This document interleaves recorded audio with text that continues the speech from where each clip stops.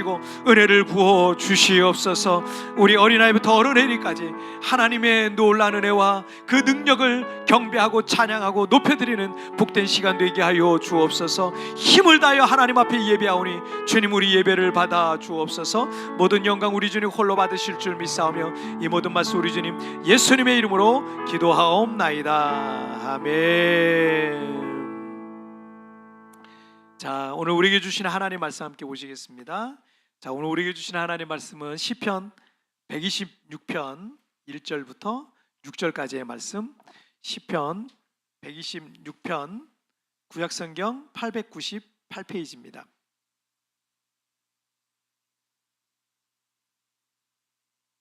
자, 시편 126편 행하셨으니 우리는 기쁘도다. 여호와여 우리의 포로를 도망친 애들 같이 돌려보내소서. 눈물 흘리며 씨를 뿌리는 자는 기쁨으로 거두리로다. 울며 씨를 뿌리러 나가는 자는 반드시 기쁨으로 그 곡식단을 가지고 돌아오리로다. 아멘. 자, 오늘 말씀 제목 함께 읽겠습니다. 시작. 자, 안 보여요? 이게 이쪽이 좀 잘 안 보이네요. 다시 코로나19 이후 우리는 이거예요. 시작. 코로나19 이후 우리는. 자, 오늘 말씀 제목입니다. 오늘 추수감사절을 맞으면서 이제 좀 지난 해를 이렇게 딱 돌아보는데 여전히 뭐 코로나19 그 팬데믹에서 우리가 완전히 벗어나지는 않은 그런 모양이고, 지난 3년 동안 뭐 전 세계 이렇게 검색을 해보니까 하루에 40만 명씩 전 세계에서 아직도 이제 이 코로나 그 확진이 된대요. 뭐 안타깝게 사망에 이르는 경우도 계속 있고요. 이 기간에 우리는 뭐 지역사회 봉쇄라든지 또 사회적 거리두기라든지 코로나 뭐 팬데믹이라든지 사실은 좀 생소한 단어들이었어요.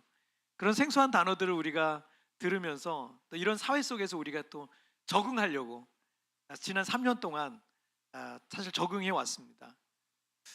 90년 전에 세계 경제 대공황이 있었거든요.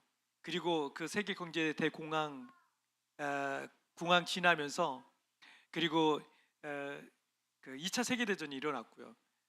그러면서 가장 힘든 그런 20세기에 가장 힘든 시간이 있었는데 그 전쟁 이후로 지금 가장 힘든 시간을 전 세계적으로 보내고 있다고 합니다. 3년 동안 그 마스크를 쓰고 이렇게 살아가는 거 참 너무 불편해요. 너무 불편해요. 저도 이게 마스크 쓰고 예배를 이렇게 드리고 그렇게 했었는데 너무 힘들더라고. 찬양하기도 힘들고 기도하기도 힘들고 너무 힘들어요. 마스크 쓰고 다니는 것도 너무 불편하고, 아이들도 학교 교육이 뭐 제대로 진행이 안 됐습니다. 이 필리핀 같은 경우도 제대로 진행이 안 돼가지고 이 그 코로나 세대라 그러거든요. 근데 우리 뭐 한국 사람들이야 그래도 온라인 영상으로라도 보죠. 여기는 그냥 이렇게 학습지 푸는 것처럼 막 이런 식으로 꽤 오랫동안 했어요. 이 필리핀 로컬 아이들은 그렇게 또 굉장히 오랫동안 했습니다. 그래서 뭐 이 학습 공백이라는 게 생겼어요. 아이들에게 학습 공백이라는 게 생겼습니다. 이 코로나 세대 아이들이 제대로 학습을 못 받은 거예요. 제대로 된 학습이 이루어지지 않았던 거죠. 그리고 많은 분들이 직장을 잃기도 하고 사업장 문을 닫기도 하고 수입이 끊기기도 하고 경제적으로 힘들고 어려운 시간들을 정말 어떻게든 버텨내려고 애를 썼던 그런 기간이 요 코로나 기간이었습니다. 뭐 교회도 예외는 아니었어요. 우리 코로나 사태 터지고 어떻게 해야 되나, 성도들이 여기서 아이들 학교 보내고 있는데 어떻게 해야 되나 그러는데 일단은 들어가야 되는 것 같은 거예요. 너무 이제 의료가 안 좋으니까. 그래서 우리 성도들이 이제 철수하기 시작했습니다. 처음 철수할 때 목사님 2-3달 뒤에 올게요 이러고 갔어요. 정말 2-3달이면 끝날 줄 알았어요. 2-3달 지나면 다 끝날 줄 알았던 이 사태가 2-3달이 아니라 2-3년 동안 뭐 계속 이루어지고 있으니까, 그러다 보니까 교회들도 버티다가 문을 닫는 교회들이 이 필리핀 안에도 많이 생겨났습니다. 이 세부에도 그런 교회가 있었고요. 그리고 뭐 그런 사태다 보니까 성도들의 신앙 교육이 제대로 안 이루어지는 거. 아까 학습 공백이라는 게 생겼잖아, 아이들에게. 교회도 똑같아요. 신앙 교육이 제대로 이루어지기가 힘들어요. 만날 수가 없어요. 불러내서 성경 공부도 하고 뭐도 하고 이래야 되는데 그게 잘 안 되는 거예요. 뭐 신방을 가려고 해도 신방 가기가 눈치 보이는 거야. 왜냐면 이렇게 대화를 하고 좁은 공간에서 그래야 되는데 신방 가기도 좀 어렵고 집회와 모임도 제대로 할 수가 없어서 신앙 성도들의 어떤 신앙 성장과 전도 그리고 교회 성장에도 정말 좋지 않은 그런 많은 영향을 받게 됐죠.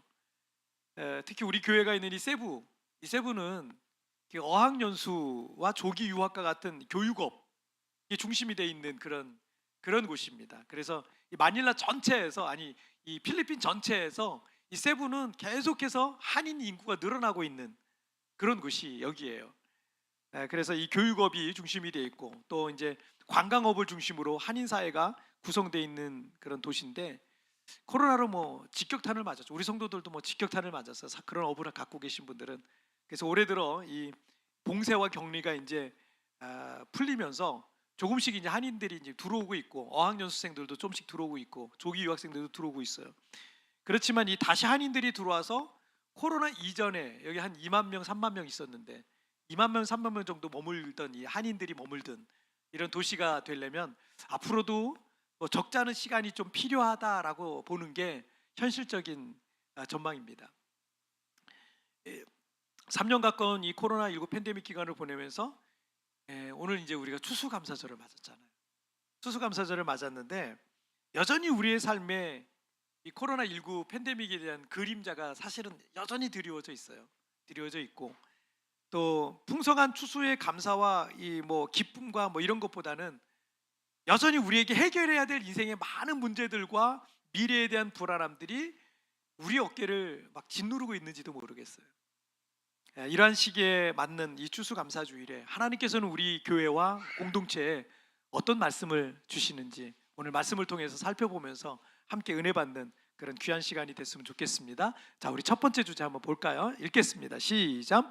광야를 회복하시는 하나님. 다시 한번 시작. 광야를 회복하시는 하나님. 자, 오늘 본문인 시편 이 126편은 이 이스라엘 백성들의 바벨론 포로 생활과 해방을 배경으로 하고 있는 시편이 126편이에요.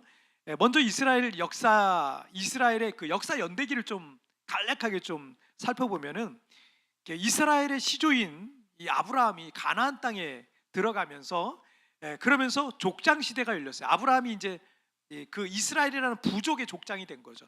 뭐 아무도 없는데 종들밖에 없는데 나중에 아들 하나 낳죠. 그래서 이제 그 부족을 이루게 최초의 부족이죠. 부족이라기보다는 그때는 그냥 가정이죠. 그 가정에서 이제 부족이 돼가는 건데 그래서 부족 시대가 있었습니다. 아브라함, 그 아들 이삭 그리고 그 아들 야곱 때까지 이 부족 시대가 시작되고 그리고 아브라함의 손자인 야곱이 기근을 만났어요. 큰 기근을 만나서 자식들을 데리고 그 애굽에 내려가면서 이제 애굽 생활이 시작이 되거든요. 그래서 요셉이 살아있을 때까지 요셉이 애굽의 총리로 살아있을 때까지는 그래도 괜찮았어요. 괜찮았는데 요셉이 죽고 나서는 이 애굽인들이 이스라엘 사람들을 노예로 부려먹기 시작했습니다. 그래서 이 기간이 무려 애굽에 내려가 살아간 시간이 430년이나 됐던 거예요. 그래서 이제 출애굽을 하게 되죠. 모세를 중심으로 모세를 리더로 세워놓고 출애굽을 하게 되는데 출애굽해서 이제 광야 생활을 시작합니다. 그 광야 생활도 적지 않았어요. 40년간의 광야 생활이 진행됐죠. 그리고 광야 생활이 끝나고 이제 여호수아를 앞세워서 가나안 정복 전쟁을 하게 됩니다. 그 이후에 가나안 땅은 이스라엘 사람들이 가나안 땅에 들어갔잖아요. 그래서 그 가나안 땅은 이스라엘과 가나안 민족이 섞여서 이제 살게 됐어요. 물론 이스라엘 사람들이 많이 있었긴 있었지만 그래도 막 섞여 살았어요. 부족처럼 이스라엘도 다 각 부족들처럼 이렇게 흩어져 있었고 거기 또 다른 그 가나안 원주민들도 있었습니다. 그래서 이 시기를 이제 사사 시대라 그래요. 사사. 그래서 왕이 없었어요. 사사라는 리더가 한 명씩 가끔 등장했습니다. 그래서 이 기간을 사사 시대라고 하는데 이 시기도 한 350년 정도 되었습니다. 그러던 차에 이스라엘 사람들도 주변에는 이제 막 막강한 그 나라들이 막 생기기 시작했습니다. 그 막강한 나라들이 생겨서 이스라엘을 침공하고 또 이스라엘 끄는 걸 약탈해가고 막 이러니까 이스라엘 사람들에게도 하나의 어떤 그 소원이 생겼는데 우리도 왕을 세우자라는 일이 생긴 거예요. 그래서 이제 이스라엘의 왕을 세우게 되죠. 그리고 이스라엘의 이제 통일 이스라엘 왕국을 이제 건설하고 그래서 사울 왕, 1대 왕 사울, 그 다음에 다윗 왕, 그 다음에 솔로몬 왕까지 1대, 2대, 3대 40년씩 통치했어요. 일부러 40년을 한 건 아닌데 어떻게 공교롭게 40년씩 40년, 40년, 40년 그래서 120년을 통일 이스라엘 왕국으로서 통치를 하게 됩니다. 그러던 중에 120년 뒤에 북이스라엘과 남유다 왕국으로 이스라엘이 분열이 됩니다. 남북으로 분열이 돼요. 분열이 되고 그래서 분열 왕국 시대가 또 진행이 되죠.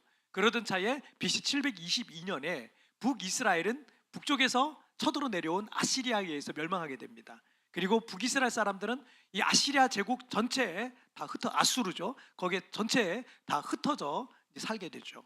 그리고 남유다 왕국은 BC 586년에 바벨론 제국에 의해서 멸망하게 되는 거예요.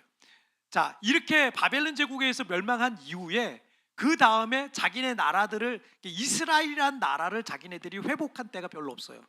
그때부터 지금까지 이스라엘 사람들은 전 세계로 다 흩어져 살고 중간에 바벨론 이제 포로 귀환 시대가 있거든요. 그 포로 귀환 70년 뒤에 바벨론에서 소수의 이스라엘 사람들이 이제 유대 땅 그리고 예루살렘으로 들어오죠. 그 소수의 사람들이 들어오고 나머지 이스라엘 사람들은 전 세계로 다 흩어져. 그게 BC 586년부터 일어난 일이에요. 지금까지. 하지만 어쨌든 예레미야의 예언과 같이 이스라엘 백성들은 1차, 2차, 3차에 걸쳐서 바벨론 포로에서 귀환하게 됩니다. 나라가 멸망하고 바벨론에 이제 포로로 끌려왔을 때 낯선 이방 민족의 노예가 됐죠. 자유를 잃었어요. 자신의 소유도 없어요. 소유도 없고 자유도 없고 아무것도 가질 수가 없었어요. 그러면서 매일매일 고된 노동을 하면서 노예는 거의 사람 취급을 못 받았으니까요. 그런 노동을 하면서 그렇게 3년, 5년, 10년, 15년, 20년 살아가는데 어떻게 자신들의 삶이 풀려날 기미가 없는 거예요. 계속 노예 생활은 반복되고 자식도 20년, 30년, 40년 되는데 나도 노예고 자식도 노예고 그런 생활이 계속 반복되고 있었던 거예요. 그렇게 수십 년을 살아가고 있는 이스라엘 백성들에게 무슨 소망이 있었겠어요? 무슨 소망이? 그리고 그들을 지배하고 있는 이 바벨론은 망할 것 같지가 않은 거예요. 점점 강대해지는 거예요. 망할 것 같지가 않은 거예요. 그러니 바벨론 포로에서 다시 자유로운 몸이 된다는 거, 그것을 포로로 잡혀온 이스라엘 백성들이 기대할 수 있었을까요? 자, 오늘 본문 1절 말씀을 한번 같이 읽겠습니다. 시작. 여호와께서 시온의 포로를 돌려보내실 때 우리는 꿈꾸는 것 같아도다. 자, 그 꿈과 같은 일이 일어난 거예요. 그 꿈과 같은 일. 그래서 어느 날 갑자기 자신들의 나라를 망하게 하고 몰락시키고 그리고 자신들을 포로로 잡아온 그 바벨론이 어느 날 갑자기 망한 거예요. 이스라엘이 포로로 잡혀온 지 70년 만에 망하게 됩니다.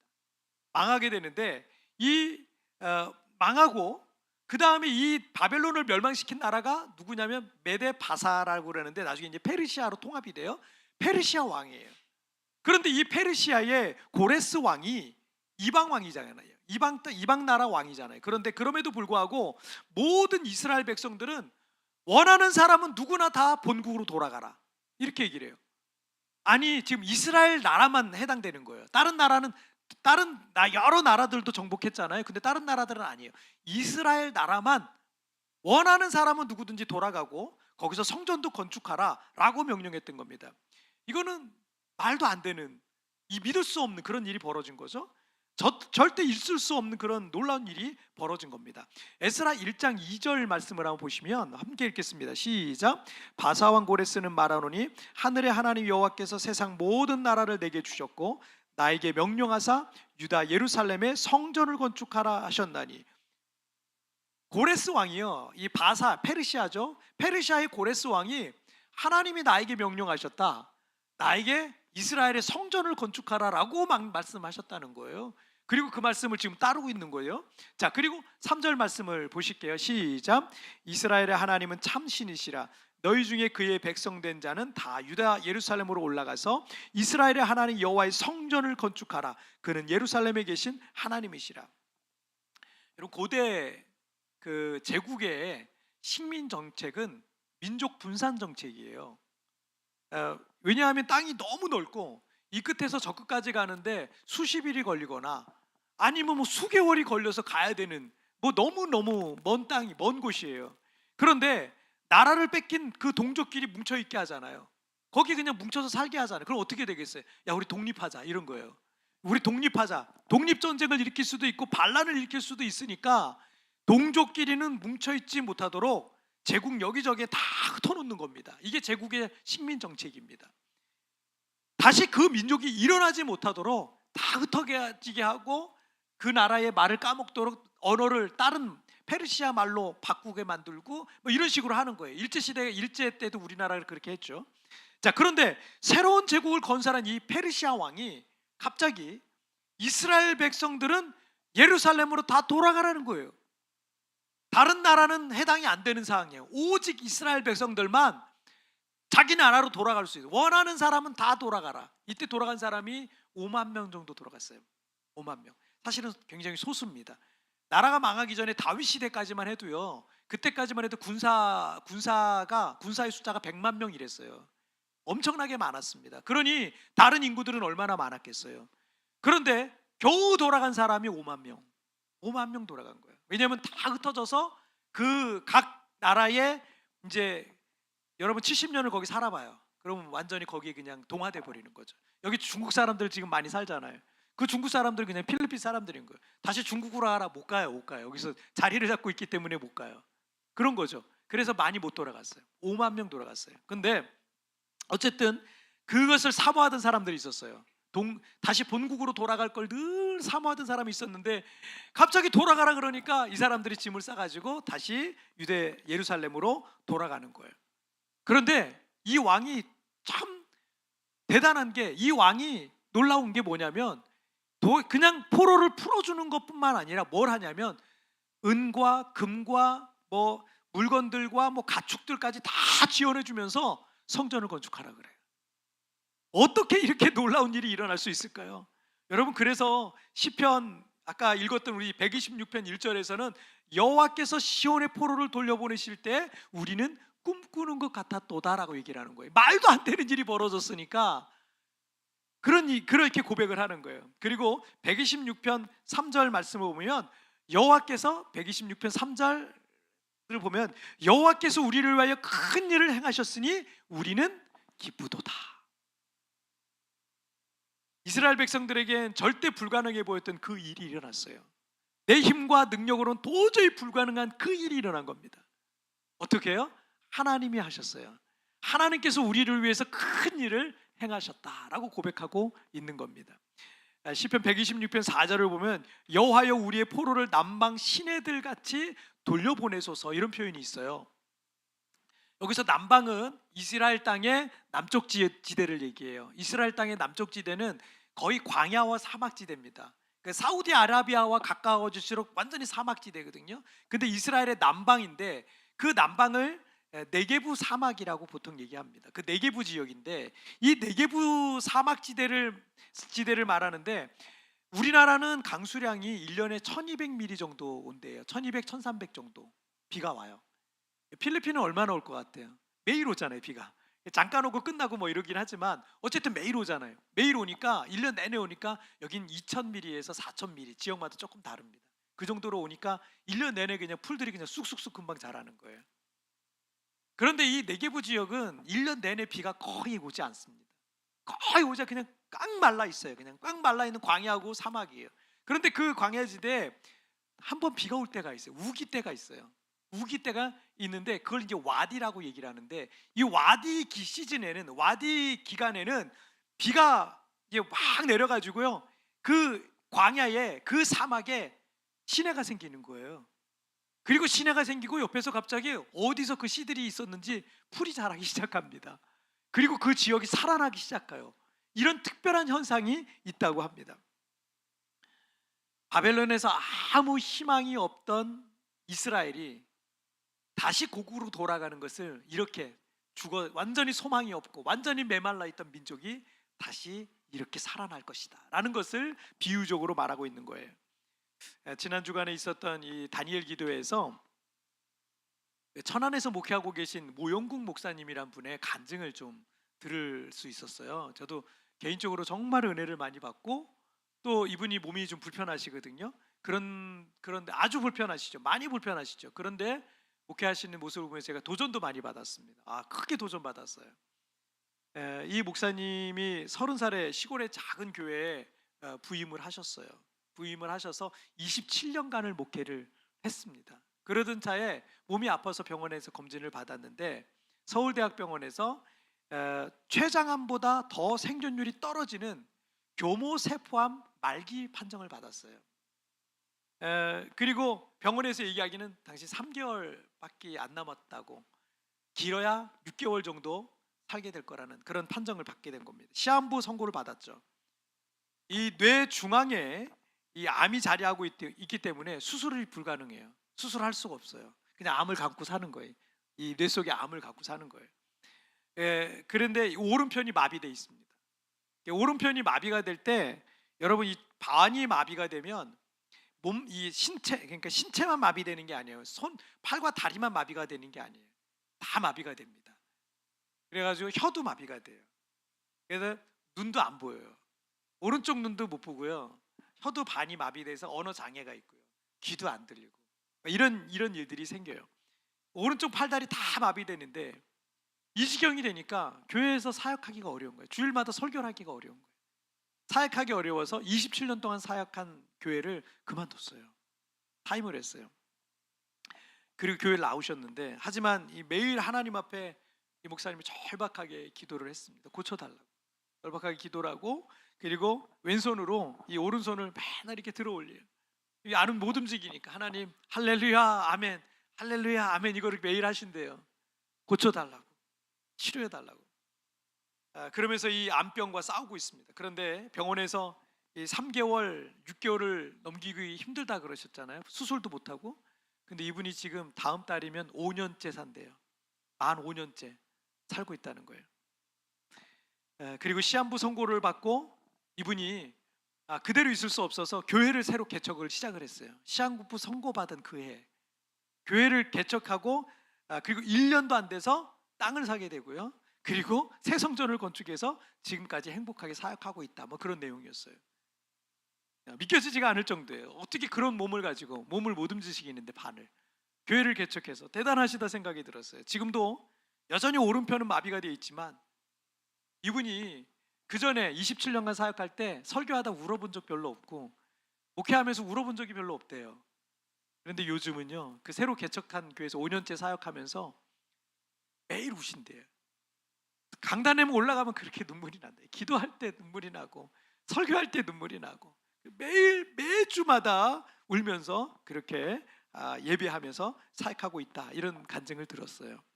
여러분, 마가복음 10장 27절에서 예수께서 그들을 보시며 이르시되 사람으로는 할 수 없으되 하나님으로는 그렇지 아니하니 하나님으로서는 다 하실 수 있느니라 라고 하셨어요. 우리에겐 꿈과 같은 일이에요. 어떤 분들은 그렇게, 우리 남편이 변화될 수 있을까? 내 아내가 변화될 수 있을까? 우리 집에 이런 일이 일어날 수 있을까? 내 인생에 이런 일들이 일어날 수 있을까? 꿈과 같은 그런 일들이 있을 거예요. 도저히 이루어질 수 없고 나는 도저히 그 일을 이룰 수 없는 절대 불가능해 보이는 그런 일이라 할지라도 그 꿈과 같은 일이 우리 하나님은 하실 수 있는 거예요. 하나님께는 불가능이 없습니다. 하나님께서 나를 위해서 큰 일을 행하실 수 있음을 믿으시기를 바랍니다.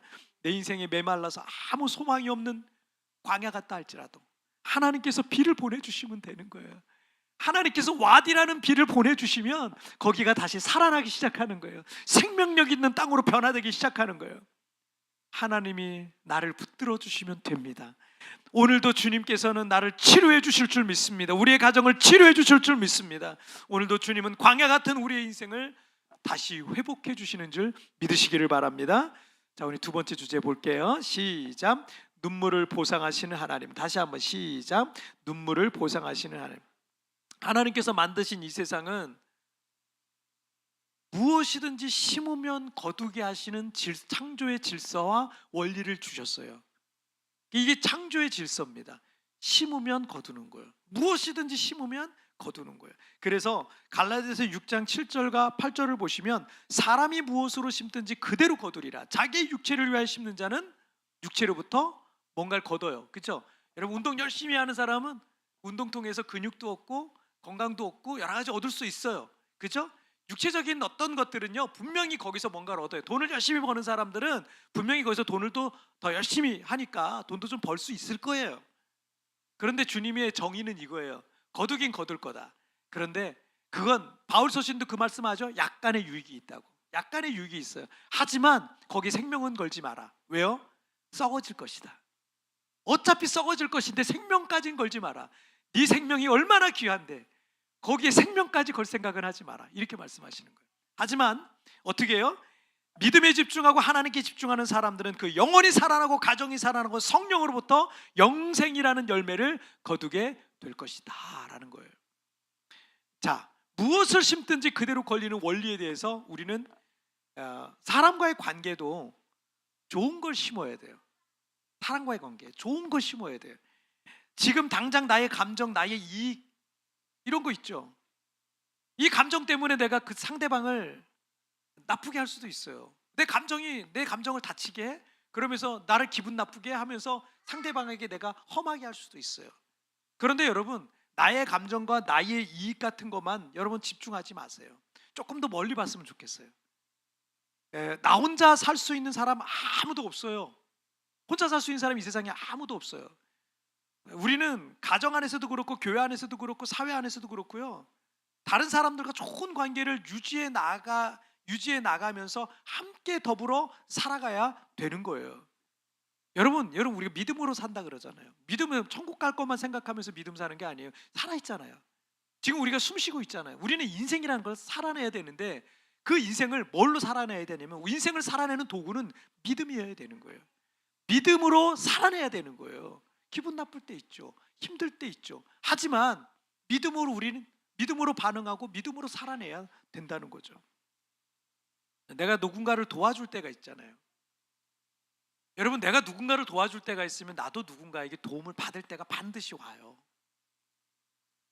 여러분이 우리 특별히 예수 믿는 분들은 마음이 착하니까 그럴 것 같아. 늘 양보하고 먼저 섬기고, 물론 우리 교인들이 그래요. 주기만 하고. 근데 돌아오는 건 별로 없는 것 같은 거야. 나는 늘 주고, 늘 퍼주고, 늘 양보하고, 늘 내가 더 희생하고 이러는데 나한테 돌아오는 거는 별로 없다라고 생각이 들 텐데, 여러분 그렇게 생각하지 마세요. 예수님은 우리에게 이런 말씀하셔요. 주는 자가 받는 자가보다 더 복되도다. 여러분, 주는 사람이 복된 거예요. 주는 사람이. 왜냐하면 내가 줄 수 있는 입장이라는 게 얼마나 복된 거예요. 그죠? 지난번에 우리가 용서에 대한 말씀 나누면서 했을 때, 상처와 용서에 대한 말씀 나누면서도 했잖아요. 내가 용서해 줄 수 있는 넓은 마음을 갖고 있다는 게 이게 큰 거예요. 이게 대단한. 그런 마음이 없는 사람은요 힘들게 사는 거예요. 계속 그 분노와 상처 속에 사는 거예요. 하지만 내가 용서할 수 있다. 내가 상처가 있지만 용서할 수 있다. 내가 그런 큰 마음을 갖고 살고 있다면 이 사람이 더 큰 사람이 되는 거예요. 그래서 어쨌든 내가 줄 수 있는 입장이다 라고 하는 거는 내가 더 복된 거죠. 그죠? 줄 수 없는 사람보다 줄 수 있는 입장이 더 복된 거잖아요. 또 한 가지, 하나님께서 여러분 하늘의 상으로 여러분에게 갚아주실 거예요. 그 사람을 통해서 뭐가 안 올 수도 있어요. 근데 하나님이 주실 거예요. 많이 줄 수 있는 사람이 더 복된 사람입니다. 사람과의 관계 중에 가장 힘든 것 중에 하나는 남편과 아내 사이의 관계도 힘들어요.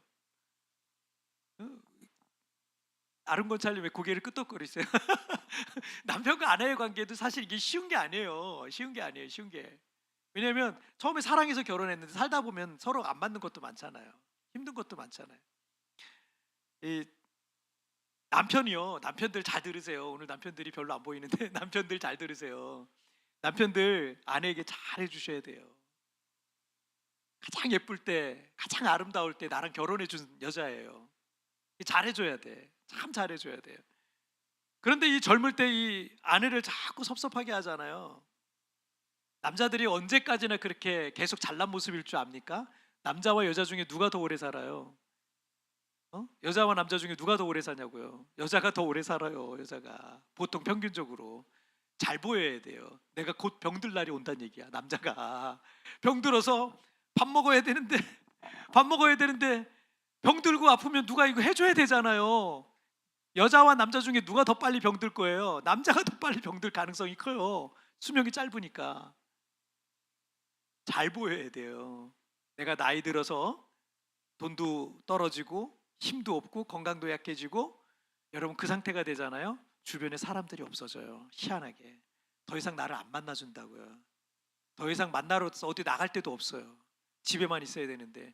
여러분 그런데 그 젊을 때 아내에게 그렇게 못되게 했던 남자, 여러분 어떤 부인이 그런 못된 남편을 도와주고 싶겠습니까? 안 도와주고 싶은 거지. 네가 알아서 하세요. 젊을 때 나 힘들게 하더니 이렇게 나오는 거예요. 여러분 아내도 남편에게 잘해줘야 돼요. 남편이 밖에서 돈 벌고 가족 책임지려고 지고 있는 그 무거운 짐이 얼마나 고달픈 것인지 아내가 이해만 해줘도, 아내가 남편이 얼마나 힘든지 당신 너무 힘들겠다라고 이해만 해줘도, 여러분 그래만 그 예쁜 말로 위로만 해줘도요, 남편이란 이 생명체는 어떤 존재냐면 그렇게만 해줘도 남편은 생명 바쳐서 가족을 위해서 살 사람이에요. 자기는 옷도 안 사도 되고 좋은 거 안 가져도 돼요. 근데 생명 바쳐서 가족을 위해서 일하고 싶어하는 그런 특별한 존재, 그런 존재가 남자라는 이 생명체입니다. 다른 이웃들과의 관계, 교우들과의 이 관계에서도 자기는 늘 관심받고 인정받고 섬김받고 대접받고 사랑받기를 원하면서 정작 자신은 어디 가서 밥값 한 번을 안 내, 커피값 한 번을 내지 않고 그렇게 인간관계를 하잖아요. 결코 그 관계 속에서 인정을 못 받아요. 인정받고 싶으면 자꾸 베풀어야 된다니까. 인정을 못 받고요, 사랑받을 일도 없어요. 그게 그냥 자연 이치입니다. 하나님의 질서가 그렇게 돼 있어요. 이게 우리 예수 믿는 사람들이 너무 인색하면 복을 못 받아요. 여러분 넉넉한 마음을 가져야 복을 받아요. 넉넉한 마음으로 살아야 여러분에게 복이 자꾸 온다니까요. 이거 원리예요, 원리예요. 이거 꼭 기억하세요. 돈 벌고 싶으세요? 넉넉해지세요. 진짜예요, 진짜예요. 잘 되고 싶으세요? 넉넉한 마음을 가지세요. 그래야 잘 돼요. 하나님께서 그냥 이 세상을 그렇게 설계해 놓으셨어요. 그런 질서와 그런 원리 아래 이 세계가 돌아가게 돼 있어요. 좋은 인간관계 어떻게 하라고요? 주세요. 자꾸 주는 거예요. 자꾸 퍼주세요. 자꾸 뭔가를 자꾸 퍼주세요. 좋은 인간관계가 될 수밖에 없어요. 자, 그 다음에 말도 심으면 거기서 내가 열매를 거둬요. 말도 예쁘게 말해야 돼요. 예쁘게. 어떤 개가 지나가는 다른 개를 보고 막 짖잖아요. 그럼 어떻게 해요? 개싸움 나는 거예요. 이 상대방 개도 막 짖고 막 이러잖아요. 제가 그 저녁에 산책을 할 때 이렇게 산책하는데 골목을 이렇게 가는데 거기 골목을 지키는 개가 있어요. 자기네 땅이라고 오지 말라고. 그 개가 나를 보면 내가 밤에 이제 산책하려고 이렇게 가는데 막 미친 듯이 짖어요.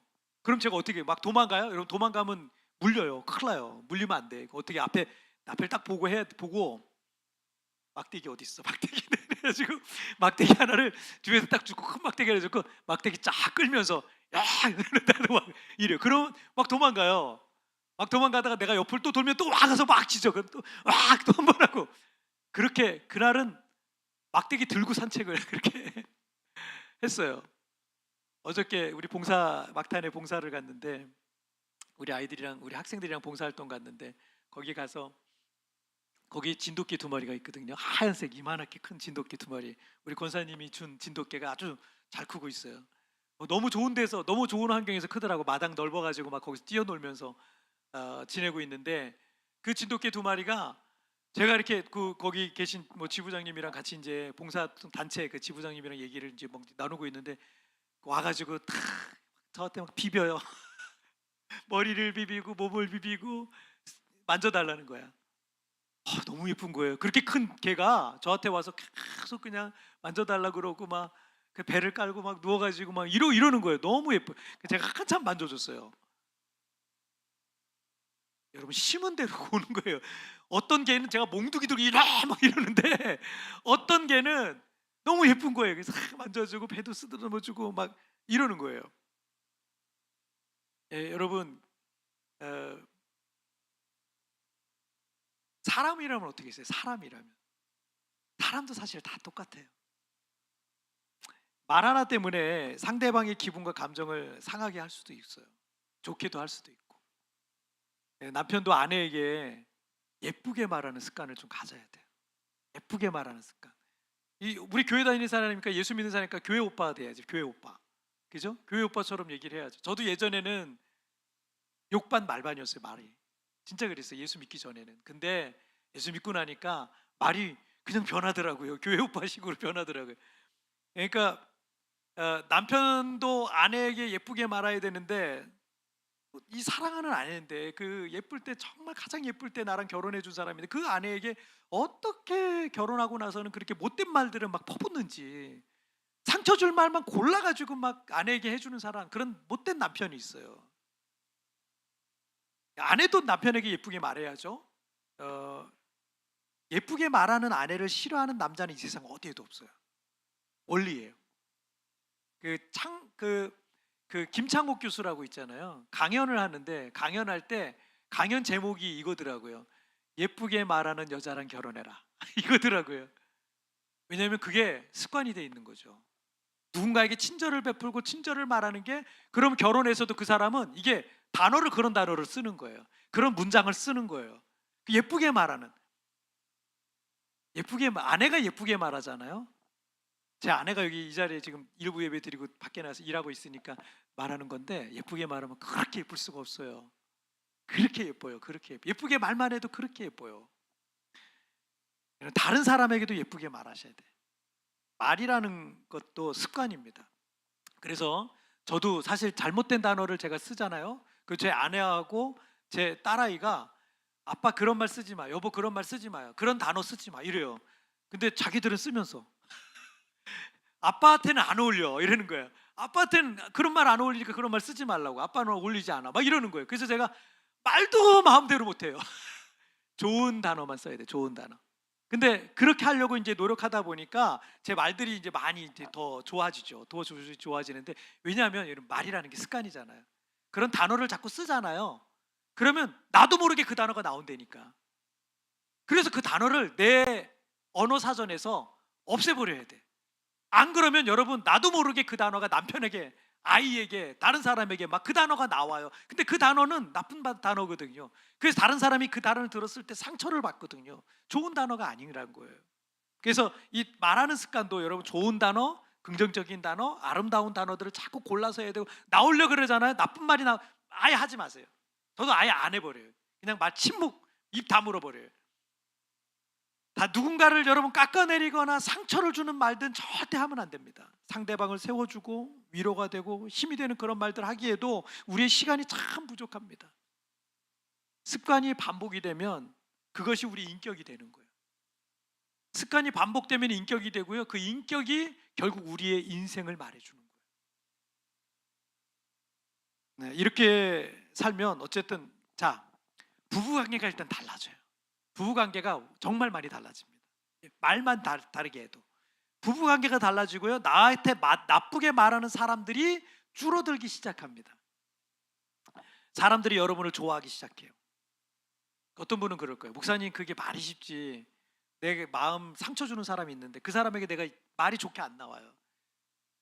좋게 나올 수가 없어요, 그 사람한테는. 막 이런 분들이 있을 거예요. 쉬운 일이 아니라고. 여러분, 오늘 본문 시편 126편 5절 말씀을 한번 함께 읽어볼까요? 시작. 눈물 흘리며 씨를 뿌리는 자는 기쁨으로 거두리로다. 자, 성경은 우리의 눈에서 흐르는 눈물을 씨로 상징하고 있어요. 자, 우리의 눈에서 눈물이 흐른다는 것은, 자, 씨 뿌리는 일이 그만큼 힘들다는 거예요. 쉽지 않다라는 얘기예요. 하지만 그 눈물 뒤에는 반드시 기쁨의 추수가 기다리고 있다라는 말씀입니다. 여러분, 우리가 그렇게 좀 전에 제가 말씀드린 대로 살아가는 거 쉽다, 쉽지 않다, 쉽지 않아요. 눈물 흘릴 만큼 힘들어요. 어려울 수 있어요. 얼마 전에 세계적으로 큰 인기를 얻은 이상한 변호사 우영우라는 드라마 보셨죠? 그거 보면은 이 드라마를 통해서 본격적으로 새로운 한류 스타 한 명이 이제 떠올랐죠. 박은빈이라는 배우. 저도 요번에 알았어요. 박은빈이라는 이 배우인데, 이 아시아권에서 특별히 엄청난 인기가 있습니다. 그래서 팬미팅, 아시아 투어를 한대요. 아시아 팬미팅 투어를 하는데 첫 번째 나라가 어딘 줄 알아요? 필리핀이에요.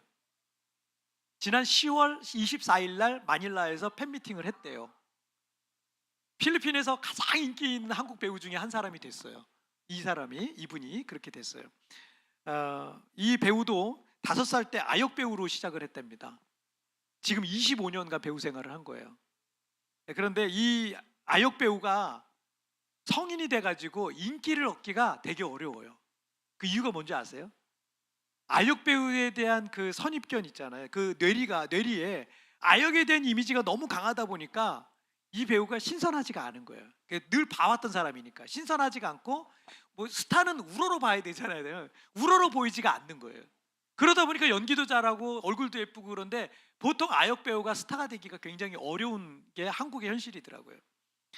그래서 이 배우가 더 대단해 보이고 25년간 연기자로 살아오면서 쉽지 않았을 텐데 그 어려운 걸 해낸 거예요.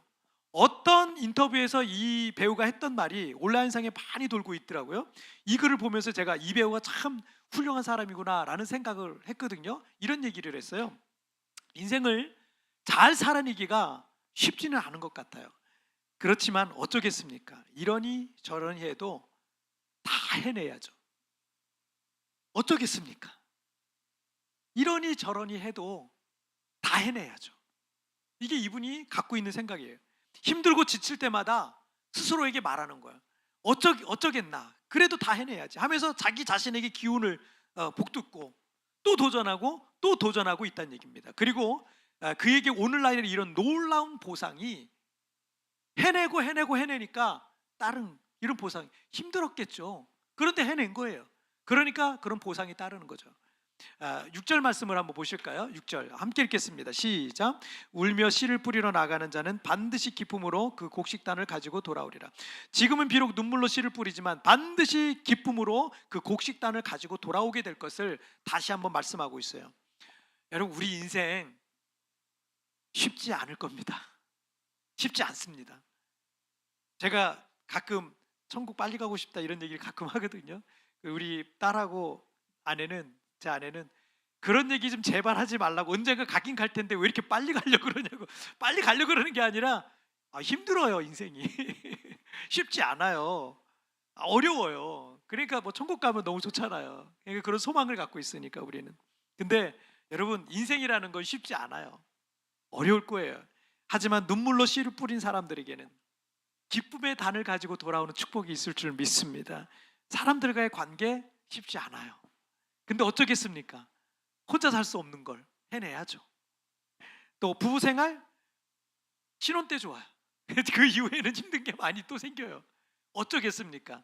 좋은 관계를 맞아가면서 사랑하는 남편, 사랑하는 아내를 더 사랑하고 이렇게 살아가면서 살아야 되지 않겠습니까? 부부 생활도 그렇고요, 가정 생활도 그렇고, 자녀를 양육하는 것도 그렇고요, 뭐 하나 쉬운 게 없어요. 인생이 참 고달파요. 돈 버는 것도 그렇고, 우리 학생들 꿈을 이뤄가는 과정도 그렇고, 인생을 살아내기가 정말 쉽지 않은 것 같습니다. 그래서 눈물로 씨를 뿌리는 것처럼 힘겨울 때가 있는 게 사실입니다. 그런데 하나님께서는 여러분의 그 눈물을 반드시 보상해 주신다는 거예요. 여러분의 그 눈물은 씨가 되어서 장차 여러분이 큰 기쁨 가운데 거둘 열매가 되어서 여러분에게 돌아올 거예요. 하나님의 보상이 기다리고 있음을 믿으시길 바랍니다. 오늘 우리가 지난 3년간의 이 코로나 기간을 지내면서 추수감사주일로 하나님 앞에 올려드리고 있어요. 이제 우리 하나님께서 내 인생의 광야를 회복시켜 주실 것을 믿으시길 바랍니다. 그리고 우리가 흘렸던 그 눈물들이 씨가 되어서 큰 추수의 열매를 결실하게 될 것을, 하나님께서 우리의 눈물을 반드시 보상해 줄 것을 믿으시기를 주님의 이름으로 축복합니다. 자, 오늘 말씀 정리해 볼게요. 오늘 2가지 말씀 나눴어요. 읽겠습니다. 시작. 광야를 회복하시는 하나님, 눈물을 보상하시는 하나님. 다시 한번 시작. 광야를 회복하시는 하나님, 눈물을 보상해 주시는 하나님. 여러분, 우리 인생의 광야 같다 할지라도 그 광야, 하나님께서 와디라는 비를 내려주셔서